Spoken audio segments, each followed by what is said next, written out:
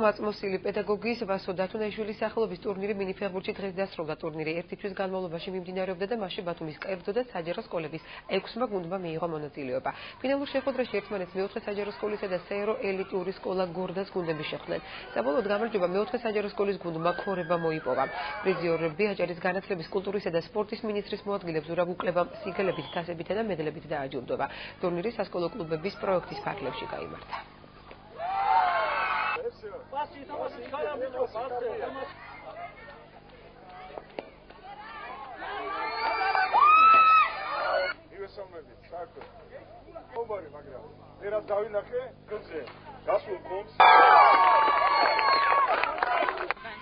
უკვე მეორე წელია ახორციელებს სასკოლო კლუბების მიზნობრივ პროგრამას, რომელშიც წელს 8 კლუბმა გაიმარჯვა და ერთ-ერთი კლუბი გახლავთ მეოთხე საჯარო სკოლის სპორტული კლუბი ქორები, რომლის ინიციატივითაც დღეს ვასო დათუნაშვილის ტურნირი მოეწყო ფეხბურთში. დღეს შედგა ფინალური შეხვედრა, რომელშიც მონაწილეობას ღებულობდა ელიტარული სკოლა გორდა და ასევე მეოთხე საჯარო სკოლის კლუბი ქორები. ძალიან დაძაბული ტურნირი იყო, დღევანდელი თამაშიც ჩვენთან გუნდმა გაიმარჯვა და მიუნიცავ ჩემ გუნდს გამარჯვებას. ძალიან სასიამოვნოა, რომ ბატონი ვასილის ქსოვლის საპატივცემლოდ მიმართება ესეთი ტურნირები და უბრალოდ ახსოვთ იმ ადამიანის ღვაწლი დამსახურება სპორტში და პედაგოგიურ მოღვაწეობაში.